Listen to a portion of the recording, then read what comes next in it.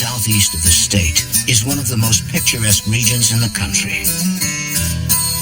And nestled among its craggy peaks is the small former gold mining town of Skagway. Skagway was and is known as the gateway to the Klondike.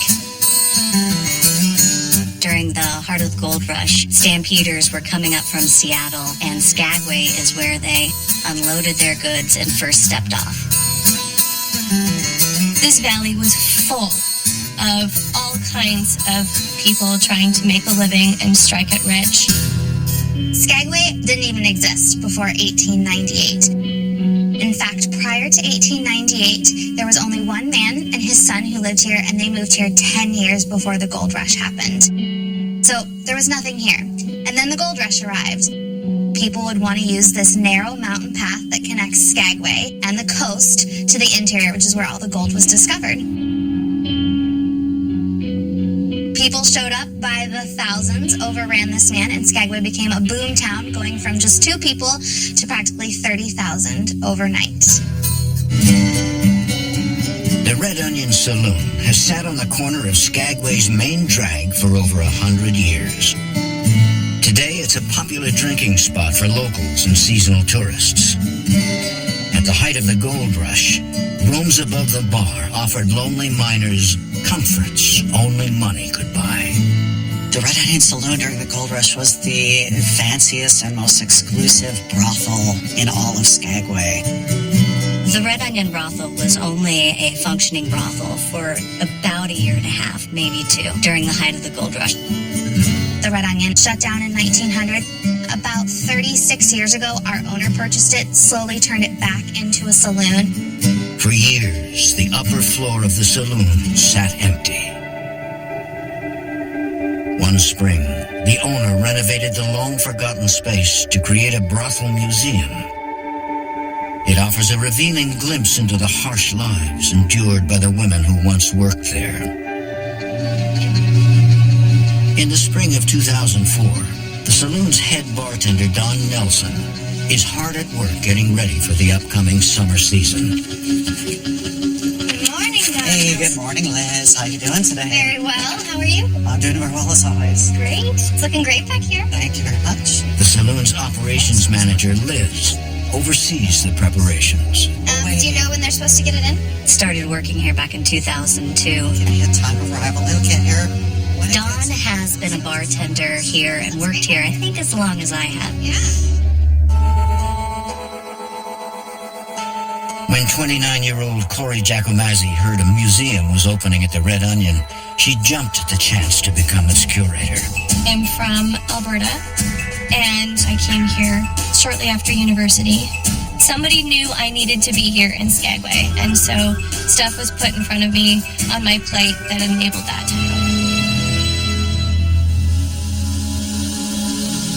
Corey is eager to explore the museum's exhibits and finds herself still working long after the saloon has closed. I was up in the brothel making sure everything was tidy.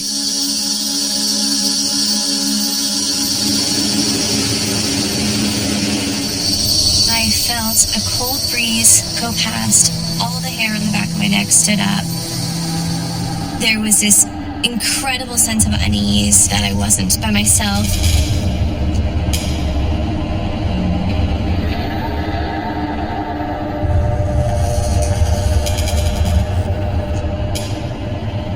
Somebody there. It was just one of those strange things that you wonder, did I really experience that? In the build-up to the busy summer season, the staff at the Red Onion work long hours. And early one morning, the saloon's head bartender, Don Nelson, arrives for his shift. I had to go and open up the liquor room where I could get an apron and some towels.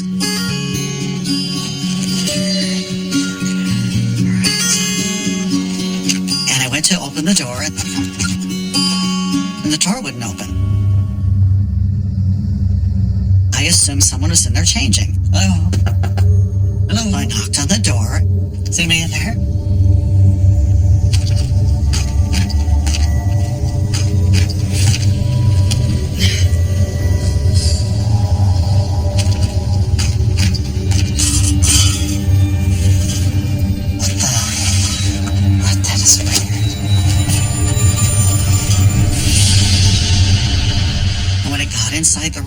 was a full case of liquor pushed up against the door from the inside.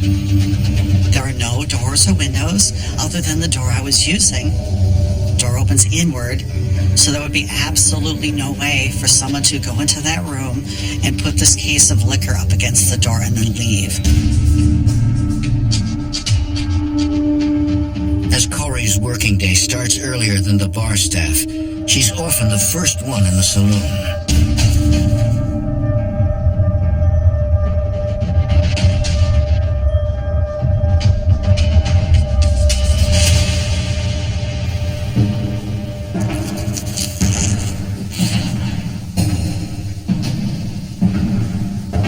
I heard footsteps upstairs in the brothel, walking up and down the hallway.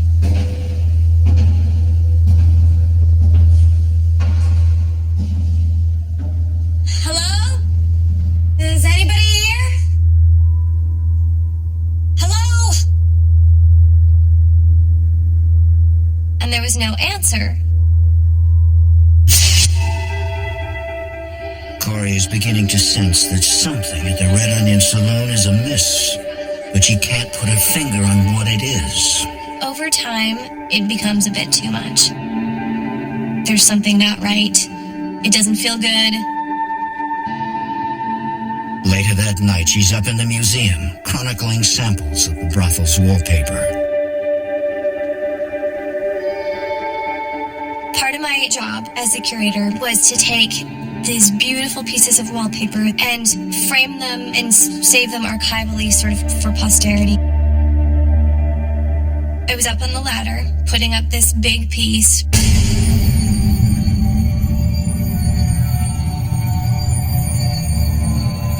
And I could just tell that somebody was there.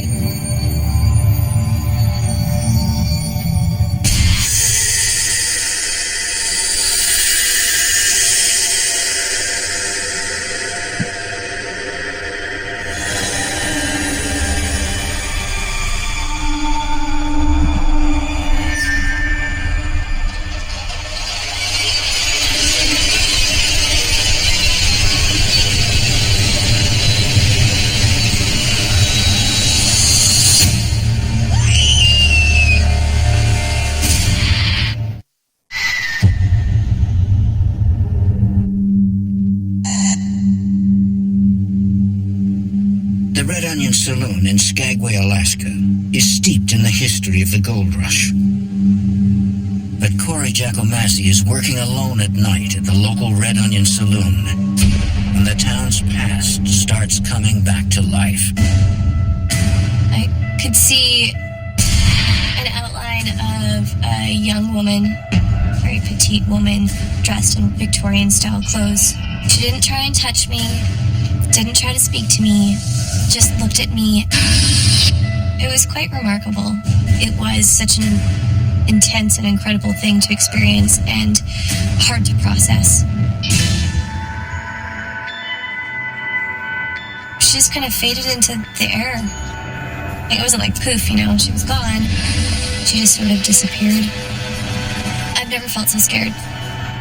I had just seen something and really experienced something that I couldn't deny very easily, try as I might.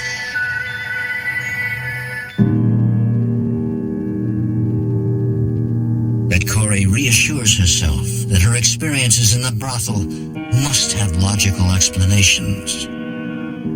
I needed to go through the process of assessing if I'd had enough sleep, if I'd had enough to eat, if I had been hallucinating, all those things to make sure that you're not losing your mind and trying to justify what that experience might have been. Looking for some distraction, Corey buries herself in her work. That was strange. I just want to try. This is going to be. I just want to. Yes, that right is perfect. Her responsibilities as curator include dressing the tour guides, and she's helping one of them named Billy get into her costume. Yes. Is that more like it? Yes. Is that more like it? Really? Billy is a fantastic, lovely, gregarious woman. One of the best storytellers I've ever met. You want to do? Yeah, put that on. Sweet. Oh, shit. Okay. Let me see. You okay? Let me see your lip actually first. Yeah? So let me get this. Okay, Do you smell that? You smell it too? Oh yeah, what is that? Yeah, I smelled it when we came in. I just did laundry. But it's getting worse, right?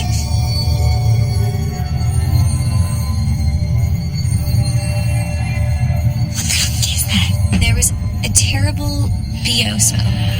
It smelled like gross man armpit BO. On our tours, we would give the guests a souvenir garter, and we had them stacked on a shelf in the change room.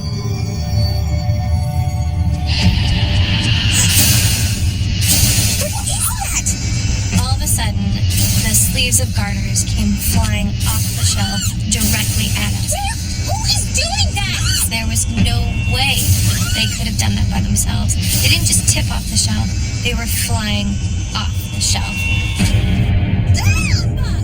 It freaked us out, so we got out of the brothel.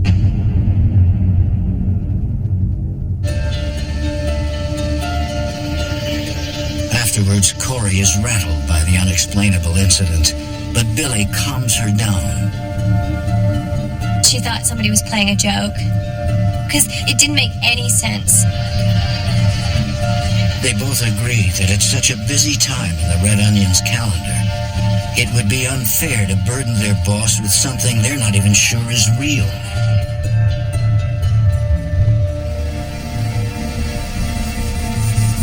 They each get back to work, and Billy is sent to the basement's walk-in cooler.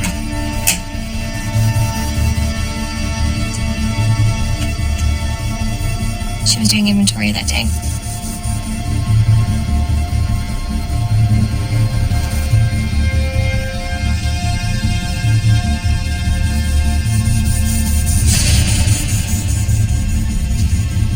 So she was standing there and felt herself being pushed.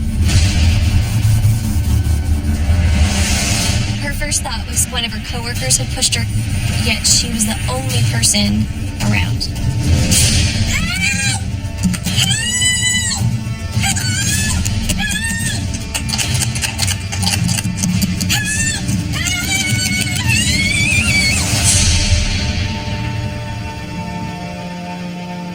First flying garters, and now this.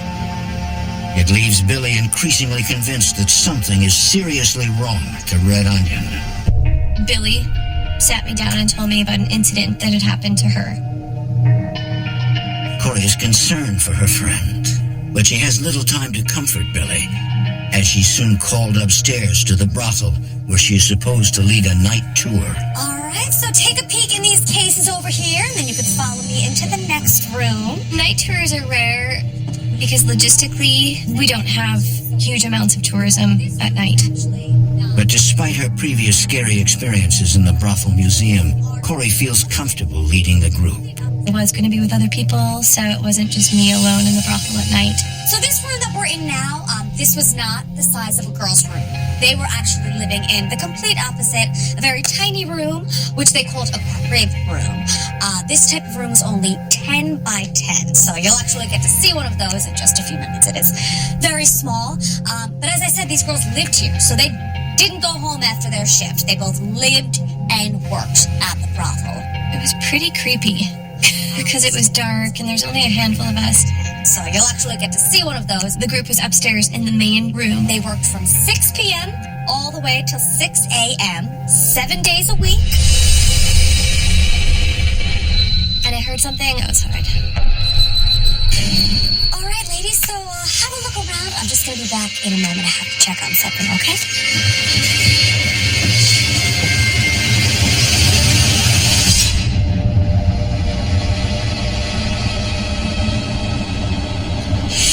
Looking down the hall, I saw a lady cross from the crib room into the madam's room across the hallway. This was the female ghost, which I'd experienced before. She was wearing the same type of garment that I'd seen her wearing.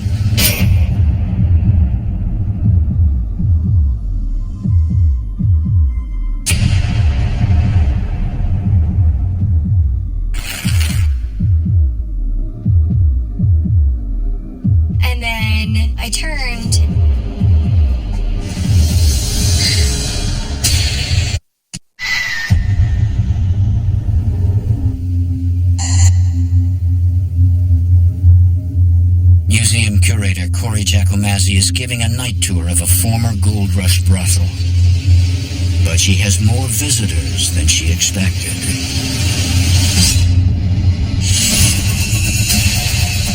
This male figure was standing there, and he was a real menacing presence. It was clearly a broader, larger figure. The lines weren't as clear as the woman had been. You couldn't see exactly distinct outlines. It's more like a shadow, but it was definitely a man. It really freaked me out. Nobody else in the group saw it. They were at different ends of the brothel, but it was time to leave after his presence showed up. All right, ladies, if you could follow me downstairs, we are going to have to make our way back down there. This way, please. I felt panic, like I felt like I needed to get out of there. It scared the bejesus out of me. The scare during the night tour is the tipping point. Corey and Billy get together in the bar downstairs to discuss the latest terrifying events. There are ghosts up there, and there is definitely more than one. And I feel like the man is aggressive, and I feel watched, and I just feel unsafe. I don't need to feel safe up there. Things are flying around, falling off shelves. It's not windy. There's not a window open. And I wasn't even close to it. I'm up in the brothel, and I feel like I'm being watched. Ladies? The saloon's operations manager, Liz, overhears the girls and steps in. I've had to say, let's all just take a moment. Let's take a breather. Liz, we're freaking out. Things are going on upstairs. Don, why don't you come over here? What's going on up there? For Corey, Billy, and Don, getting things out in the open is a huge relief. As various people started sharing their stories about their experiences of what has happened in the building, we sort of had to acknowledge that there is something else here. It's not just us. We're all starting to feel this dread that we hadn't felt before. Strange things are actually happening. Things can be explained, girls. We gotta stick together. The team's panic comes at a critical point in the saloon's busy tourist season, so Liz tries to calm everyone down. I don't feel threatened myself here. There are times I will move quickly through the building, but for the most part, I feel pretty comfortable here. And remember that it's just an old building, right? The wind makes it creak. Each step makes the floorboards go. So let's all take a deep breath. We're all gonna be okay, right? Over time, all these things, they keep happening, and it's long become more serious. And before you know it, a lot of the staff are getting very nervous. They're having trouble sleeping.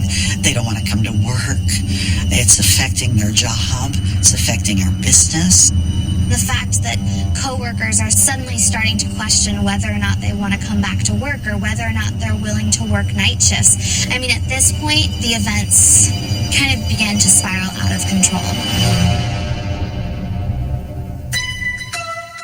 But unfortunately, staff at the Red Onion are left with little choice but to stay and face their fears. Skagway is a really isolated place, so we're pretty much stuck in this valley. The only people who make it to Skagway are the people who want to be here. It's not an easy place to get to. You have to come in by small plane if weather allows. The ferry is another option, but that's a 7-hour journey from Juneau. We do have a road into Skagway, but that's 2 hours to Whitehorse. And from there, it's another 1,200 miles down to Seattle. What are you gonna do? There's nowhere to go. One night, Billy has just finished a tour.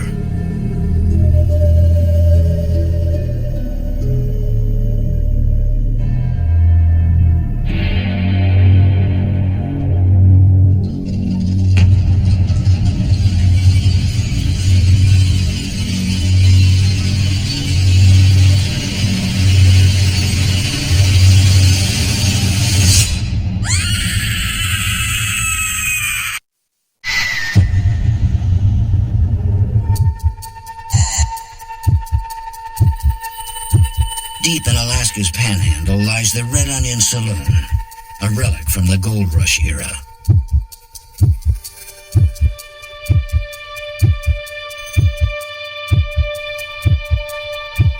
upstairs in the old brothel, a sinister presence is haunting the people who work there.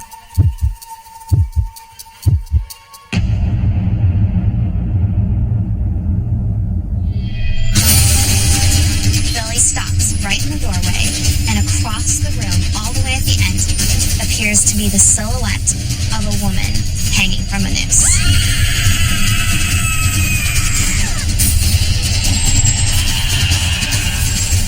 She was terrified. As Billy looked at the hanging body slowly swinging from the rope, she noticed a strange mark right on her cheek.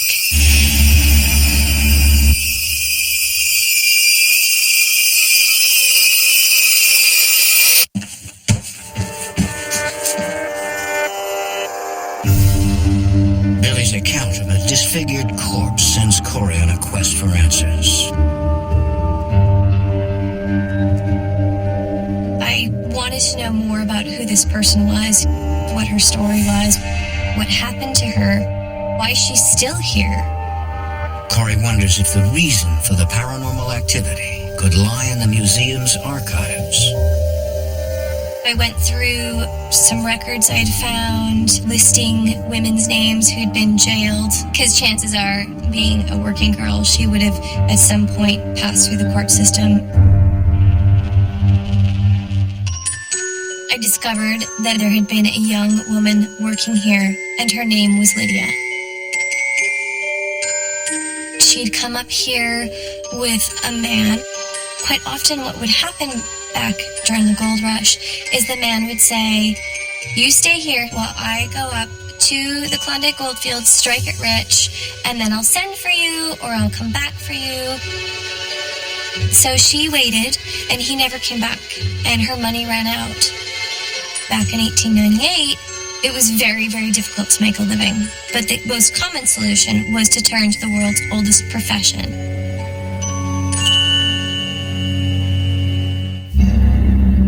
And so I discovered that Lydia came to work here, and in the process, she contracted syphilis. It gave me the chills when I heard this. If one of the girls contracted a venereal disease that was incurable, they would brand them with a hot poker so that these girls would then become untouchable. Billy noticed a mark on her cheek, that it wasn't a natural sort of mark. Now, marked as an outcast, it was too much for Lydia to bear. She took her own life by hanging herself in the brothel.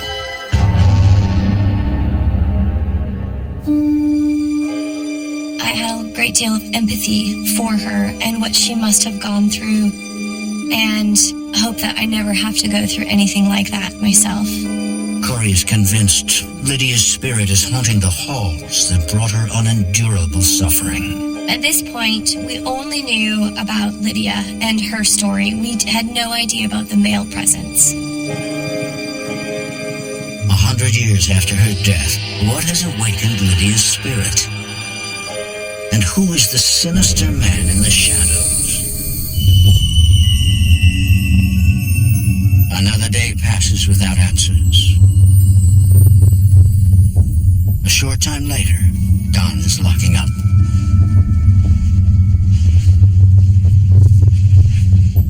Well, it's late, and I'm by myself, closing up the bar.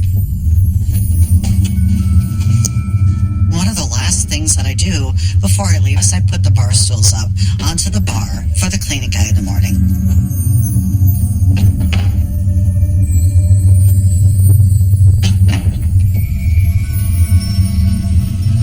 So I'm placing the bar stools up on the bar, and I'm all finished.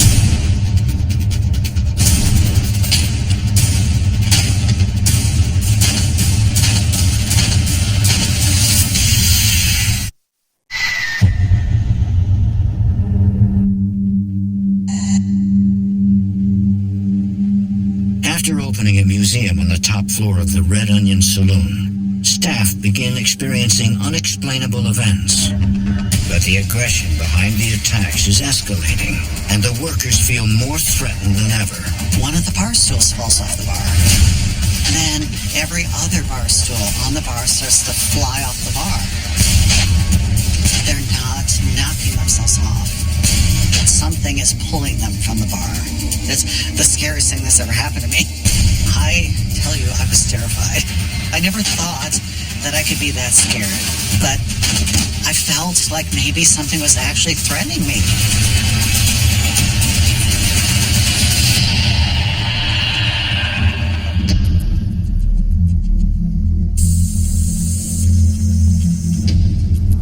When we had an employee who felt physically threatened, it was time to have somebody look into it. I decided to reach out to a team of investigators and see if they could help us out.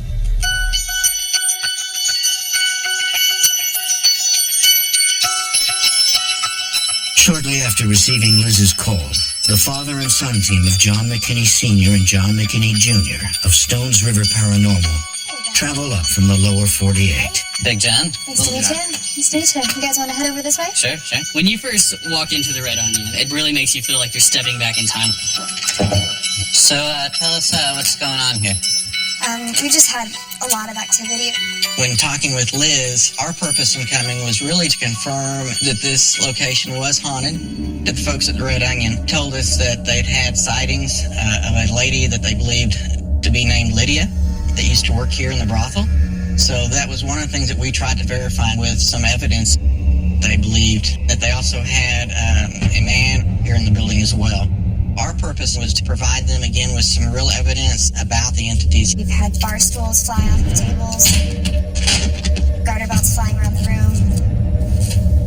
Who is doing that? Girls have seen spirits. They've felt spirits. A lot of it has taken place down here, but the majority of it is upstairs in our brothel museum. Brothels straight upstairs? Yeah, give you a little lay of the land here. This is the bar. This front staircase will take you to the brothel. You'll have a little sitting room, but if you go up the second staircase, you'll be directly in it. We're the only three here, so you have the run of the place. Awesome. You don't mind if we set up some equipment upstairs? Not at all. Like The team asked me to give them some time so that they could conduct their investigation in quiet. Thanks. If you need me, I'll be in the back. Okay, sounds good. We got our equipment out. Our cameras, our voice recorder, the K2 meter. The K2 meter, it has various lights on it, and electromagnetic energy actually allows those lights to light up at different levels depending on the level of that energy in the room. We actually continued the K2 meter investigation down the hall and into another room where at one point we started talking about money, and we took a $20 bill out of our wallet and waved it around and said, "Are you interested in this money?" And our lights on our K2 meter went crazy. And so that just goes to show the brothel, the money, all that is related. It was very interesting using the K2 meter as something was trying to direct us into specific rooms of the brothel area.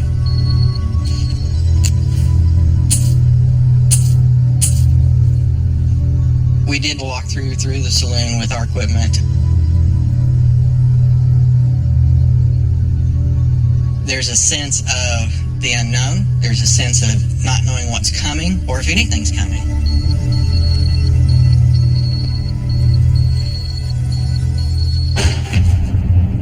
What the hell was that? You hear that? Yeah, let's check it out. Is that the brothel up there? Upstairs. Let's go.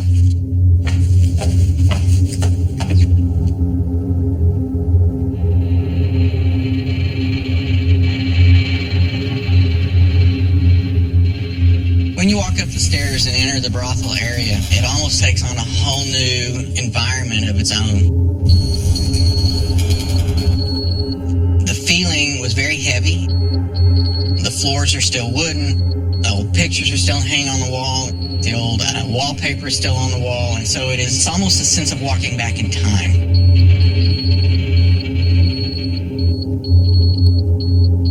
Just get a real overpowering sense that there's somebody else here besides you. The investigators use their K2 meters to confirm whether any spirits are present. When we asked the question, "Is this Lydia?" We did not receive an answer. but yet we did receive an answer when we asked if it was a female. When we asked if it was Lydia, for whatever reason, she just may not have wanted to reveal that to us. Does this interest you? I'm getting some readings on that.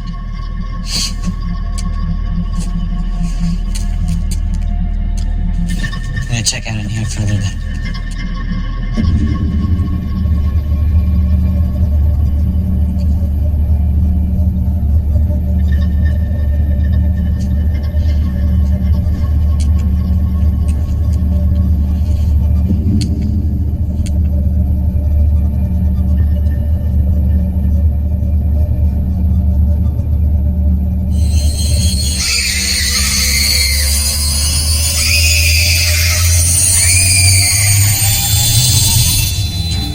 Did you hear that? Yeah.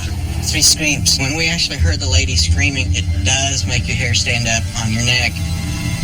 That was really scary. That was freaking me out.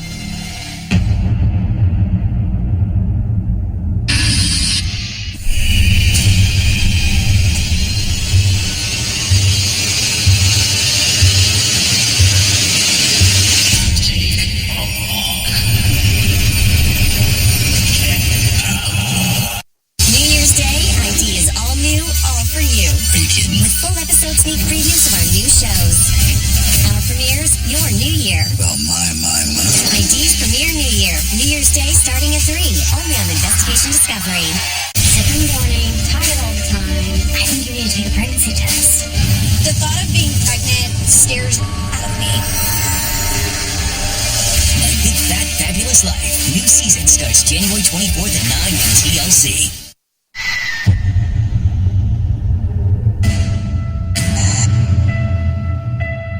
Ever since opening a museum in the brothel on the upper floor of the Red Onion Saloon, staff feel like they're being watched. Now, a paranormal team that were called in to investigate have also experienced that threatening feeling. He said, take a walk. He told us to get out.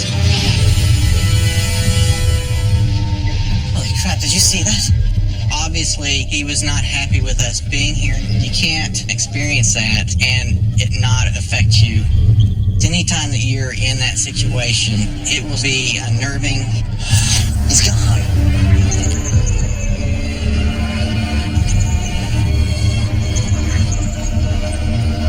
Because of the sternness that was in some of the words, you could tell that it was somebody that didn't have a problem giving orders. Unbelievable. The impression that we got was that this was possibly an owner or somebody with some authority here in the building that just did not want us around his ladies. The ghost hunters speculate that opening up the brothel museum was the trigger factor that stirred the spirits. We did conclude that this location was haunted, that there were at least 2 entities in the building here at the Red Onion.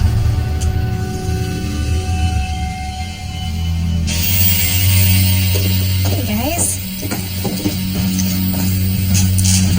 How'd it go? Well, Liz, we found a lot. There's more than one ghost. Definitely 2. The investigators offer an explanation as to why Lydia is still in the saloon. For Lydia, this is her home. It was also a tragic death, and that's probably why she stays here in particular. After hearing the male spirit being described as an authority figure, Corey is determined to discover his true identity. So she scours the Red Onion's archives for any evidence of men who held sway in the brothel. Through the course of my research, discovered back in 1898, we operated on a system here. The gentleman would go upstairs and he'd be met by a bouncer who would escort him down the hall. I found out that this man had worked here and that he had actually been a bouncer. It seemed like this was a man who was in a position of power and authority. I've discovered that he was a brute with the girls. No, then. Touch me! Keep your hands off me! Is that all you got, huh? Oh, you want to see what I got? Let's go upstairs. Don't touch me. Don't touch me. Do not girls who finally had enough and stabbed him to death in the hallway. And that's whose footsteps we'd been hearing walking up and down the hallway, because that was his job.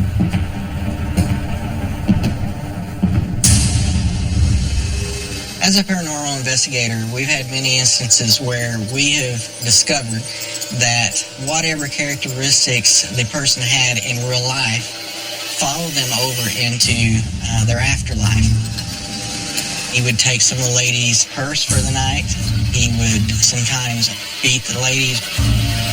So it would make sense that his afterlife, he would do the same types of things.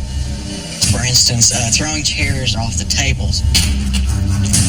An entity will carry on the same characteristics that they had when they were living. The investigators are confident in the identity of the two spirits and are ready to cleanse them from the Red Onion Saloon.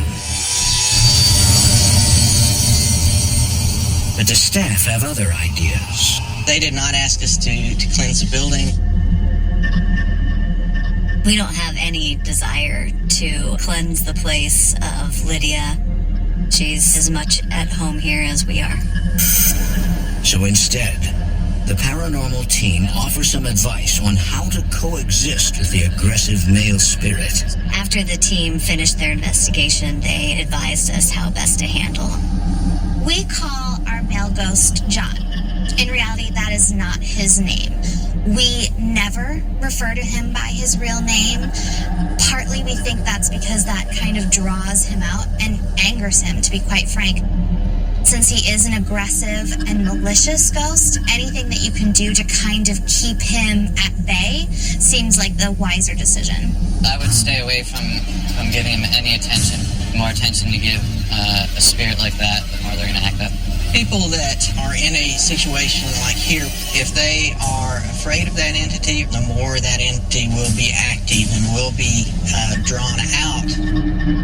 With spirits, there's a spirit that you don't really want around. It is a good idea to try to ignore it. In Lydia's case, she worked here. This has been her home forever. She died here and maybe did not receive the credit that she deserved while here on Earth.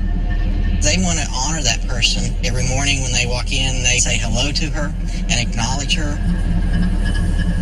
I don't think she's harmful, but I would give her some attention. I think that's what she's looking for in these kind of cases. But, definitely a lot of stuff going on, and I can understand your worries, but I think if you follow her advice, you'll be set. Yeah. Great. It's good working with you. Thanks so much for coming in, guys. Really appreciate it. If you need us again, For sure.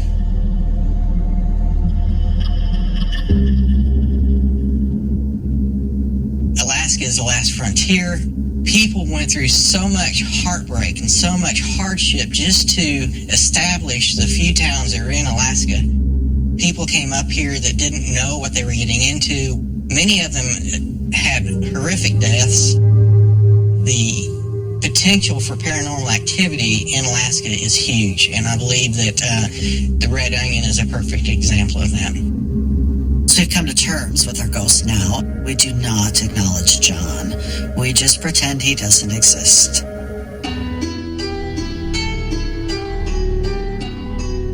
On the other hand, none of us that work here go a day without walking into the building and saying hello to Lydia. Acknowledging Lydia today is our way of paying her respect that she wasn't given during her life.